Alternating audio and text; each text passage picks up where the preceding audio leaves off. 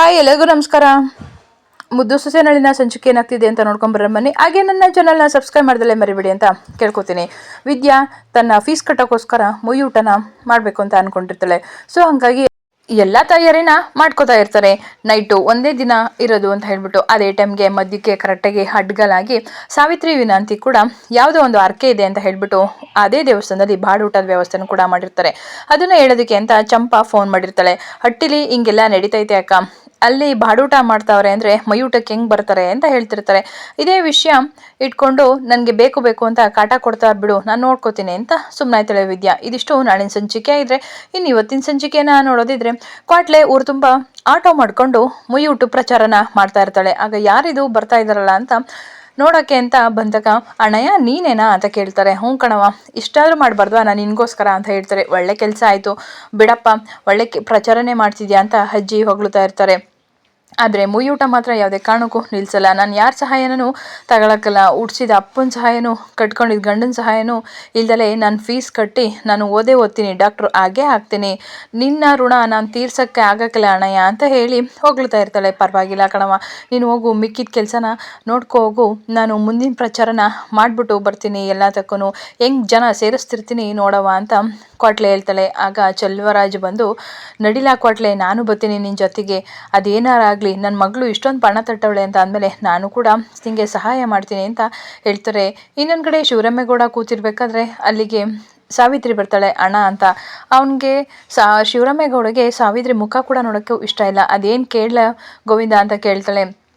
ಆಗ ಸಾವಿತ್ರಿ, ಅಣ್ಣ ನಿಂಗೆ ಹುಷಾರಿಲ್ಲದೆ ಹೋದಾಗ ನಾನು ಮರಿ ಕಡಿತೀನಿ ಅಂತ ಅರ್ಕೆ ಹೊಡ್ಕೊಂಡಿದ್ದೆ, ಹಂಗಾಗಿ ಇದೇ ಭಾನುವಾರ ಸಂದಾಗೈತೆ, ಅರ್ಕೆ ತೀರಿಸ್ಬರೋಣ ಅಂತ ಕೇಳ್ತಾರೆ. ಅದಕ್ಕೆ ನೀ ಕೆಲಸ ಇಲ್ಲ, ಇನ್ನೊಂದು ದಿವಸ ನೋಡ್ಕೊಳ್ಳೋಣ ಬಿಡು ಅಂತ ಶಿವರಾಮೇಗೌಡ ಹೇಳ್ತಾನೆ. ಆಗ ಅದಕ್ಕೆ ಸಾವಿತ್ರಿ, ಇಲ್ಲ ಕಣ್ಣಣ್ಣ, ನನ್ನ ಕನಸಲ್ಲಿ ದೇವ್ರು ಬಂದಿತ್ತು, ನಾನು ನೀನು ಅನ್ಕೊಂಡಂಗೆ ನಿಮ್ಮ ಅಣ್ಣನ ಉಳಿಸ್ಕೊಟ್ಟಿವನಿ, ಯಾಕೆ ಅರ್ಕೆ ತೀರಿಸಿಲ್ಲ ಅಂತ ಅಂತು, ಹಾಗಾಗಿ ಇಟ್ಕೊಂಡಿದ್ದೀನಿ. ಆಯಿತು, ನೀನು ಬರೋಕ್ಕೆ ನನ್ನ ಜೊತೆ ಇಷ್ಟ ಇಲ್ದರೂ ಪರವಾಗಿಲ್ಲ, ನಾನು ನನ್ನ ಮಗಳು ಹೋಗಿ ನಾವೇ ಹೋಗ್ಬಿಟ್ಟು ಅರ್ಕೆ ತೀರಿಸ್ಬತ್ತೀವಿ, ನನಗಿಷ್ಟ ಇಲ್ಲ ಅಂದರೆ ಬಿಡು ಅಂತ ಹೇಳ್ತಾರೆ. ಸರಿ. ಆಗ ಗೋವಿಂದನು, ಸರಿ ಬಿಡೋಣ, ನಮ್ಮ ಹಟ್ಟಿಲಿ ಯಾಕೋ ಏನೇನೋ ನಡೀತೈತೆ, ಮಂದೇವ್ರಿಗಲ್ವೇ, ಹೋಗ್ಬಿಟ್ಟು ಪೂಜೆ ಮಾಡಿಸ್ಕೊಂಡು ಬರೋಣ ಅಂತ ಹೇಳ್ತಾರೆ. ಸರಿ ಆಯಿತು ಗೋವಿಂದ, ಅದೇನು ಅಂತ ನೀನು ನೋಡು, ಎಲ್ಲ ವ್ಯವಸ್ಥೆ ಮಾಡ್ಕೊ ಅಂತ ಹೇಳಿದಾಗ ಸಾವಿತ್ರಿ ಬಹು ಖುಷಿಯಿಂದ ಇದಕ್ಕೆಲ್ಲ ನಾನೇ ರೆಡಿ ಮಾಡ್ತೀನಿ, ನಾನೇ ಕೂಡ ಎಲ್ಲ ತಯಾರಿ ಮಾಡ್ತೀನಿ ಅಂತ ಹೇಳ್ಬಿಟ್ಟು ಹೊರಟೋಗ್ತಾರೆ. ಆಗ ಅಮ್ಮಮ್ಮ, ಏನು ದಿಟ್ಟಾಗ್ಲೂ ನಿಂಗೆ ಕನಸಲ್ಲಿ ದೇವ್ರು ಬಂದಿತ್ತೆ, ಇಲ್ಲ ಸುಳ್ಗಿಲ್ ಹೇಳ್ತಿದ್ಯಾ, ನಿನ್ನ ಬೇಳೆ ಬೇಯಿಸ್ಕೊಳಕ್ಕೆ ಅಂತ ಹೇಳ್ಬಿಟ್ಟು ನೀನು ಏನು ಮಾಡೋಕ್ಕಾದ್ರೂ ಹೊರಡ್ತೀಯ, ಅದ್ಯಾಕಮ್ಮಮ್ಮ ಹಂಗಂತ್ಯ, ನಾನು ಅಣ್ಣಂಗೋಸ್ಕರ ಅರ್ಕೆ ಕಟ್ಕೊಂಡಿದ್ದು ಅಂತ ಹೇಳ್ತಾರೆ. ಆಗ ಈಶ್ವರಿ ಚಿತ್ರ ಇಬ್ಬರು ಕೂಡ ಮಾತಾಡ್ತಾರೆ. ಏನಿದು ದಿಢೀರಿಂದ ನಿನ್ನ ನಾದಿಗೆ ದೇವರು ಉಟ್ಬಿಟ್ಟೈತಲ್ಲ ಅಂತ ಹೇಳ್ತಾರೆ. ಏನೋ ಇರಬೇಕು ಬಿಡು, ತಿಳ್ಕೊಳ್ಳೋಣ ಅಂತ ಹೇಳ್ತಾರೆ. ಇನ್ನೊಂದು ಕಡೆ ಆ ಸಾವಿತ್ರಿ ಮತ್ತು ವಿನಂತಿ ಇಬ್ಬರು ಕೂಡ ಒಂದು ಸುಪಾರಿನ ಕೊಡ್ತಾನೆ. ಆ ವಿದ್ಯಾ ಎದುರುಗಡೆ ನಾವು ಗೆಲ್ಲಬೇಕು, ನಾವು ಬಾಡೂಟ ಮಾಡಬೇಕು, ಅವಳು ಮಾಡ್ತಿರೋ ಮುಯ್ಯೋಟಿಗೆ ಯಾರು ಕೂಡ ಹೋಗಬಾರ್ದು, ಅವನ ಹೆಸರು ಕಿತಾಪತಿ ಅಂತ, ಸೀತಾಪತಿ ಅಂತ. ಹಾಗಾಗಿ ಅವನನ್ನ ಕರ್ಕೊಂಬಂದಿರ್ತಾರೆ. ನೋಡು ಸೀತಾಪತಿ, ನಾನು ಹಿಂಗೆ ಕೊಡ್ತಾಯಿದ್ದೀನಿ, ಈ ಕೊಟ್ಟಿರೋ ಕೆಲಸ ನೀನು ಅಚ್ಚುಕಟ್ಟಾಗಿ ಮಾಡಬೇಕು, ನಿನಗೇನು ಬೇಕು ಕೇಳು, ನಾನು ಹಿಂಗೆ ಕೊಡ್ತೀನಿ, ಆದರೆ ಆ ವಿದ್ಯಾ ಮಾಡ್ತಿರೋ ಮುಯ್ಯೂಟಕ್ಕೆ ಮಾತ್ರ ಊರಿನ ಜನಗಳು ಯಾರು ಕೂಡ ಹೋಗಬಾರ್ದು, ಹೋದ್ರೆ ಮಾತ್ರ ನಿನ್ನಂತೂ ನಾನು ಸುಮ್ಮನೆ ಬಿಡೋಕ್ಕಿಲ್ಲ, ದುಡ್ಡು ಇಸ್ಕೊಂಡಿರ್ತೀಯ, ಆ ನ್ಯಾಯಕ್ಕೆ ತಕ್ಕನಾಗಿ ಮಾಡಬೇಕು, ಗೊತ್ತಾಯ್ತಾ, ಬಾಡೂಟ ಅಂತ ಎಲ್ಲ ಕಡೆ ಪ್ರಚಾರ ಮಾಡು, ಅಲ್ಲಿಲ್ದವ್ರಿಗೆ ತಲೆ ಮೆದ್ಲು, ನಲ್ಲಿ ಮೂಳೆ ಅಂತ ಎಲ್ಲ ಪ್ರಚಾರ ಮಾಡು, ಎಲ್ಲರೂ ಕೂಡ ಬಂದೇ ಬರ್ತಾರೆ ಅಂತ ಹೇಳ್ತಾರೆ. ಆಯಿತು ಬಿಡಕ್ಕೋ, ನನ್ನ ಹೆಸರು ಸೀತಾಪತಿನೇ ಇರ್ಬೋದು, ಆದರೆ ಕಿತಾಪತಿ ಅಂತ ನಾನು ಯಾಕೆ ಕರೀತಾರೆ ಹೇಳು, ಸುಮ್ಮನೆ ಇರೋರ್ನೆಲ್ಲರೂ ಕೂಡ ಕಿತಾಪತಿ ನಾನು ಮಾಡ್ತಾನೇ ಇರ್ತೀನಿ, ಕೊಡಿಲ್ ಮೈಕ ಹೇಳು ನೋಡು ಹೆಂಗೆ ಮಾಡ್ತೀನಿ, ಬಾಡೂಟ ಶಿವರಾಮೇಗೌಡರು ಮನೆಯಲ್ಲಿ ಬಾಡೂಟ ಇಟ್ಕೊಂಡಿದ್ದೀವಿ, ಭಾನುವಾರ ಮಧ್ಯಾಹ್ನ ಎಲ್ಲರೂ ಕೂಡ ತಪ್ಪದೆ ಬರಬೇಕು, ಮನೇಲಿ ಅಡುಗೆ ಮಾಡಿದವರು ಮಾಡ್ದಲೇ ಇರೋರು, ಮುದುಕರು ಮೋಟ್ರು ಮಕ್ಕಳು ಎಲ್ಲರೂ ಕೂಡ ಈ ಬಾಡೂಟಕ್ಕೆ ಬಂದು ಊಟ ಮಾಡಿ ಶಿವರಾಮೇಗೌಡರ ಅರಸ್ಬೇಕು, ನೋಡಿ ಹೆಂಗೆ ಮಾಡ್ತೀನಿ ಪ್ರಚಾರವ ಅಂತ ಹೇಳ್ತಾರೆ. ಅಷ್ಟು ಮಾಡು ಸಾಕು ನೀನು. ಹ್ಞೂ ಕಣಕ್ಕೂ, ನಾನು ಮಾಡ್ತೀನಿ ಬಿಡಕ್ಕೋ, ಅವರು ಮುಯ್ಯೂಟಕ್ಕೆ ಯಾರು ಕೂಡ ಒಬ್ಬರು ಹೋಗ್ಬಾರ್ದು, ಆ ರೀತಿ ನಾನು ತಯಾರು ಮಾಡ್ತೀನಿ, ಎಲ್ಲ ಜನಗಳು ಕೂಡ ನಿಮ್ಮ ಹತ್ರಕ್ಕೆ ಬಂದು ಬಿದೋಬೇಕು, ಆ ಥರ ಮಾಡ್ತೀನಿ ಅಂತ ಹೇಳ್ತಾರೆ. ಇನ್ನೊಂದು ಕಡೆ ಕ್ವಾಟ್ಲೆ ಎಲ್ಲ ಕಾಂಪ್ಲೆಕ್ಸ್ಗಳನ್ನ ಅಂಟಿಸ್ಕೊಂಡು ಬರ್ತಾ ಇರ್ತಾರೆ. ಬಿರ್ಬಿರ್ ಅಂಟಿಸಿರಲ್ಲ, ಟೈಮ್ ಆಯ್ತದೆ ಅಂತ ಹೇಳ್ತಾರೆ.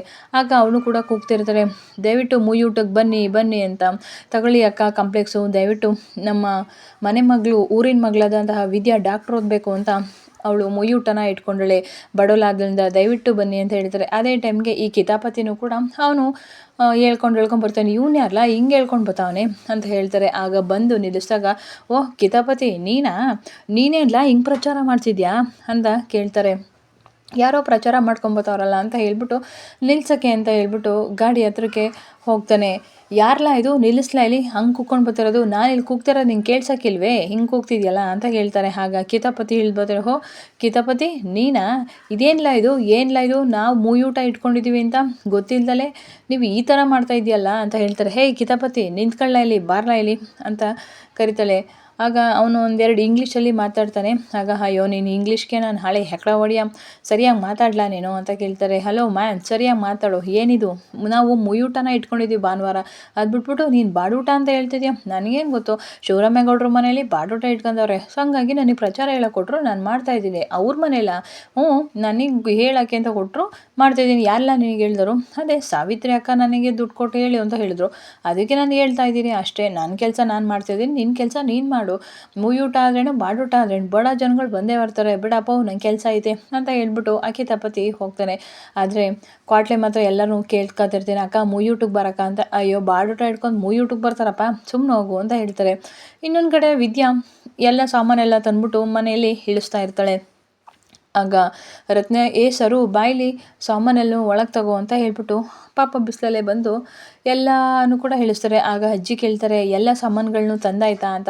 ಎಲ್ಲನೂ ತಗೊಬಂದಾಯಿತು, ಇನ್ನು ದಿನಸಿ ಮಾತ್ರ ಅಂಗಡಿಯಿಂದ ನೇರವಾಗಿ ದೇವಸ್ಥಾನ ಹತ್ರಕ್ಕೆ ಹಾಕಕ್ಕೆ ಹೇಳಿದ್ದೀವಿ ಅಂತ ಹೇಳಿದಾಗ ಕ್ವಾಟ್ಲೆ ಹಣ್ಣನ ಕೇಳ್ತಾಳೆ ವಿದ್ಯಾ, ಹಣ ಹೆಂಗೈತೆ ಪ್ರಚಾರ ಎಲ್ಲ ಅಂತ.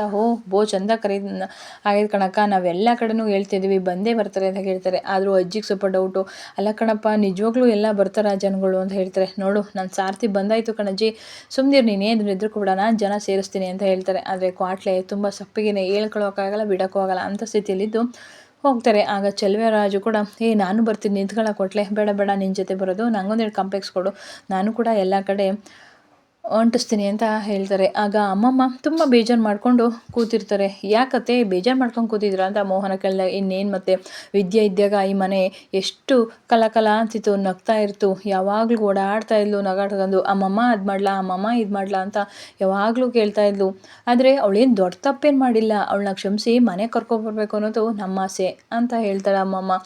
ಮೋಹನನು ಕೂಡ ಅದೇ ಹೇಳ್ತಾರೆ, ನೀವು ಹೇಳ್ತಾ ಇದ್ದೀರಾ, ನಾನು ಹೇಳ್ತಾ ಇಲ್ಲ ಅತ್ತೆ, ನನ್ನ ಮನಸ್ಸಲ್ಲಿರೋದು ಕೂಡ ಅದೇ ಅಂತ ಹೇಳ್ತಾರೆ. ಆಗ ಚಂಪನು, ನನ್ನ ಆಸೆನೂ ಅದೇ ಕಣಮ್ಮಮ್ಮ, ಅವ್ರು ವಿದ್ಯಾಕ ಮನೆಗೆ ಬರಬೇಕು, ಯಾವಾಗಲೂ ಖುಷಿಯಾಗಿರಬೇಕು ಅಂತ ಹೇಳ್ತಾರೆ. ಆಗ ಹೇಗಾದರೂ ಮಾಡಿ ಒಂದು ಮಾತಾಡು ಅಮ್ಮಮ್ಮ ಅಂತ ಮೋಹನ ಹೇಳಿದಾಗ, ನನಗಿಂತ ಮೋಹನ ನೀನು ಗೌಡ್ರತ ಮಾತಾಡು, ನಮ್ಮ ಯಾರೂ ಮಾತು ತಗೊಳ್ಳಲ್ಲ ಅಂತ ಹೇಳ್ತಾರೆ.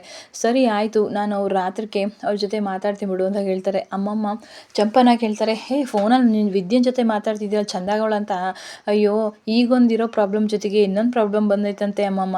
ಏನದು? ಅವಳು ಸ್ಕೂಲ್ ಫೀಸ್ ಕಟ್ಟಬೇಕಂತೆ, ಆ ತಯಾರಿಗೆ ಅಂತ ಹೇಳ್ಬಿಟ್ಟು ಭಾನುವಾರ ಮುಯೂಟನ ಇಟ್ಕೊಂಡಿದ್ದಾಳೆ. ಹೌದಾ, ಅವತ್ತೇ ಅಲ್ವೇ ನಮ್ಮದು ಬಾಡೂಟ ಇಟ್ಕೊಂಡಿರೋದು, ಇವಾಗ ಏನು ಮಾಡತ್ತು ಹುಡುಗಿ, ಏನು ಕತೆ ಅಂತ ಅಮ್ಮಮ್ಮ ತುಂಬ ಕೊರಗ್ತಾ ಇರ್ತಾರೆ. ಆದರೆ ಮುಯೂಟಕ್ಕೆ ಮಾತ್ರ ತಯಾರಿ ಮಾಡ್ಕೊತಿರ್ತಾಳೆ ಎಲ್ಲನೂ ಕೂಡ ವಿದ್ಯಾ. ಅದೇ ಟೈಮ್ಗೆ ಕಾಲ್ ಕೂಡ ಬರುತ್ತೆ, ಒಂದು ನಿಮಿಷ ತಡಿಯಬ್ಬ, ಫೋನ್ ಬತ್ತು ಮಾತಾಡೋಕ್ಕೆ ಅಂತ ಹೋಯ್ತಾಳೆ. ಅಲ್ಲಿ ನೋಡಿದರೆ ಚಂಪಾ, ಅಕ್ಕ ಹೆಂಗಿದೆಯಾ ಏನು ಅಂತ ಕೇಳ್ತಾರೆ. ಹೆಂಗಿದೆಯಾ ಏನು ಅಂತ ಅಂದರೆ, ನಾವು ಮುಯೂಟ ತಯಾರಿ ಮಾಡ್ಕೊತಾ ಇದ್ದೀವಿ ಅಂತ ಹೇಳ್ತಾರೆ. ನಿನಗೆ ಗೊತ್ತಿಲ್ವೇ ವಿಚಾರ ಮುಖ್ಯವಾದ್ದು, ಏನು ಹೇಳು ಅಂತ ಕೇಳಿದಾಗ, ಭಾನುವಾರನೂ ಕೂಡ ಹಟ್ಟಿಲಿ ಅದೇ ದೇವಸ್ಥಾನದಲ್ಲಿ ಬಾಡೂಟ ಇಟ್ಕೊಂಡಿದ್ದಾರೆ. ಏನು ಬಾಡೂಟ ಇಟ್ಕೊಂಡಿದ್ದಾರಾ?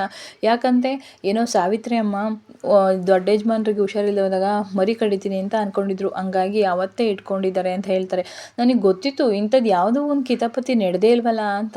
ಆದರೆ ಇವ್ರು ಕಿತಾಪತಿ ಮಾಡೇ ಅವರೇ, ಮಾಡಲಿ, ನಾನೇನು ಎದ್ರುಕೊಳಕ್ಕಲ್ಲ. ಅವ್ರು ಬಾಡೂಟ ಮಾಡಿದ ತಕ್ಷಣ ಕೊಲ್ಲಕ್ಕೆ 100 ಜನ ಇದ್ದರೆ ಕಾಯಕ್ಕೆ ಒಬ್ಬ ಇದ್ದೇ ಇರ್ತಾನೆ ವಿದ್ಯಾ, ಆ ಕಾಯೋನು ನನ್ನ ಜೊತೆ ಬಂದೇ ಬರ್ತಾನೆ. ನಾನು ಮುಯೂಟ ಮಾತ್ರ ನಿಲ್ಸಕ್ಕಲ್ಲ, ಮಾಡೇ ಮಾಡ್ತೀನಿ, ಯಾರು ಎಷ್ಟೇ ಅಡ್ಗಲ್ ಹಾಕಿದ್ರು ಪರವಾಗಿಲ್ಲ ಅಂತ ಹೇಳ್ತಾರೆ. ಅದನ್ನೆಲ್ಲ ಚೆಲುವೇಗೌಡ ಕೇಳಿಸ್ಕೊತಾ ಇರ್ತಾಳೆ. ಅಯ್ಯೋ ದೇವ್ರೆ, ಇದೇನಿದು, ನನ್ನ ಮಗಳಿಗೆ ಇಂಥ ಕಷ್ಟ ಬಂದು ಓದಕ್ತಲ್ಲಪ್ಪ, ಇವಾಗ ಏನು ಮಾಡೋದು, ಇದರಿಂದ ಹೇಗೆ ಪಾರ ಮಾಡೋದು, ನನ್ನ ಮಗಳು ಓದಲೇಬೇಕು, ಡಾಕ್ಟ್ರ್ ಆಗಲೇಬೇಕು ಅನ್ಕೋತಾನೆ.